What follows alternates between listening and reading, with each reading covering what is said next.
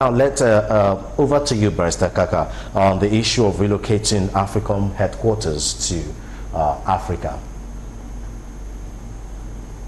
Much. As I was saying, that the relocation of AFRICOM headquarters into Africa is not the problem. But where exactly are they going to be relocated to? Is it Nigeria that is not settled presently?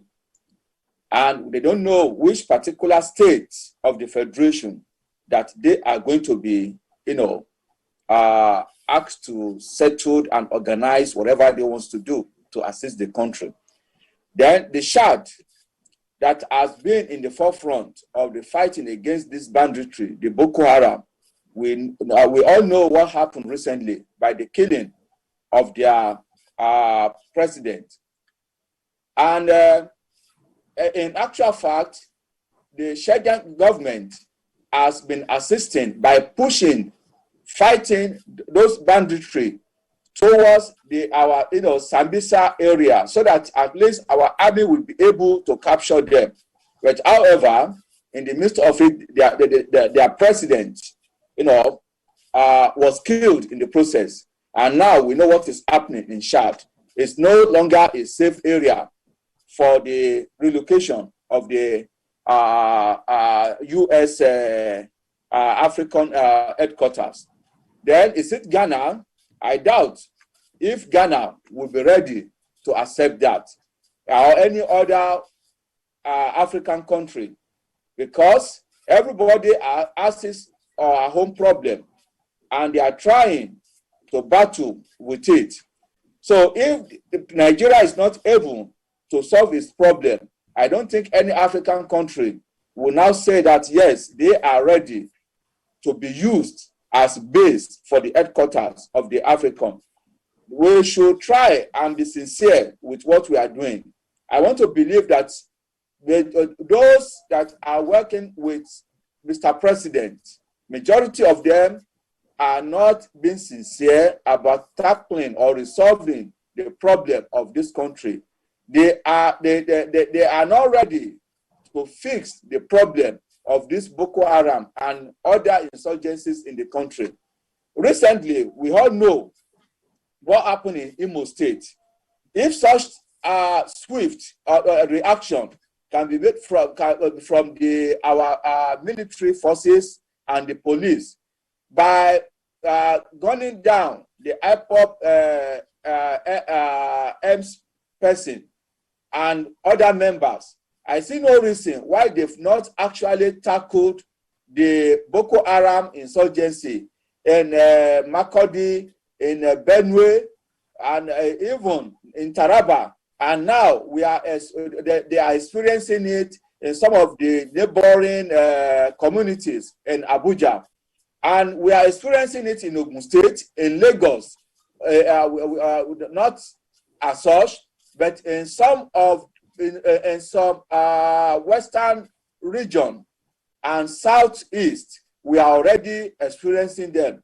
So as a result, I don't know, that relocation where they actually want to site the headquarters is going to be a big problem, because no African country, I repeat, no African country will likely accommodate such a move. Thank you very much. Okay, up to you, Barrister. So do you agree with Barrister Kaka? Well, yeah, to a large extent, I agree with him. I think when I saw that the president was calling on the U.S. to relocate AFRICOM to Africa, I concluded again that it's another demonstration of the incompetence and the lack of information of people around the president. AFRICOM currently is stationed in Germany. It's basically the administrative headquarters or so of U.S. operations in Africa. But the U.S. military have a lot of bases in Africa. From what I gathered in the last few hours, they have up to about 20-something. They have bases in over 20-something countries in Africa. And why are they not in Nigeria? Why have they not been supporting the fight against Boko Haram frontally? We have to address the fundamental issue. This emotional call on the U.S. to bring AFRICOM to Africa is really not the solution, and it's really not going to solve any problem.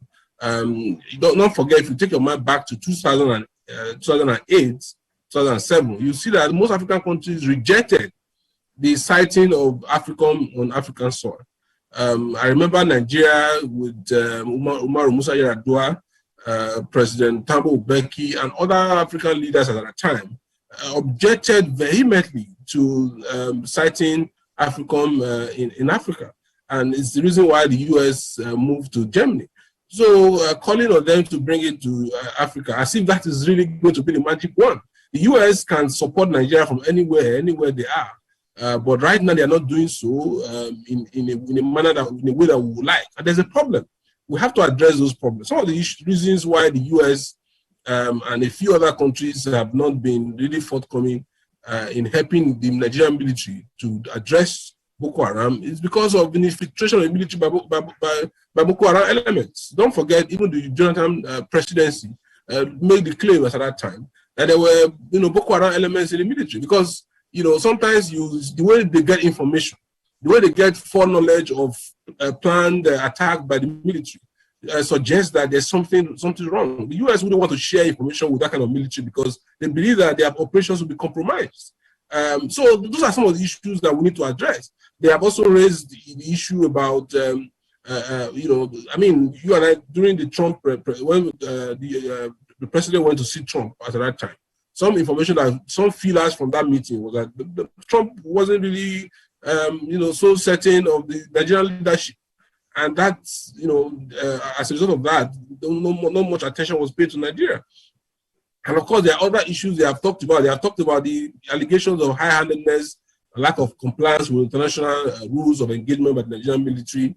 And of course, the West also believes that the problem in Nigeria has to do with poverty, unemployment, corruption, and the lack of visionary leadership that we have. These are some of the issues we have to address. And then let us be realistic. Nigeria is not so important to the world as it used to be.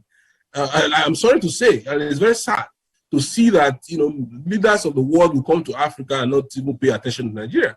And despite all the crises and the challenges that we're facing, our leaders have reduced Nigeria to a point where Nigeria is not regarded, so much regarded. So these are some of we need the good leadership that can work our ties with all these countries with a view to getting assistance. Calling on them to bring in a mere administrative seat to Africa is really another lazy approach that this government is adopting. It's usually another it just seems to me that these people are lazy. They don't understand what is happening, and they don't even know what the real issues are.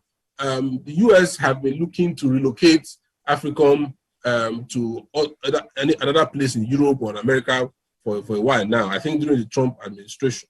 I don't know what's going to happen now that Biden is there. But the point is that, the problem is not, in fact, they have said that they can reach anywhere in Africa within 4 hours. So the problem is really not AFRICOM's location. And I'm disappointed at the presidency that, that's what the president will be discussing. It just shows, lack of foresight. It shows that we don't even understand what is happening. Right now, what information do we have on financing of Boko Haram? What information do we have on, people who are supporting Boko Haram? How many people have been prosecuted for stealing military funds? Because these are some of the issues. And you want somebody to come and support you, and the person sees that you are not, you are grossly incompetent, that you are wasting resources. And somebody is, these are some of the issues you have to address. And rather than talking about a mere administrative seat.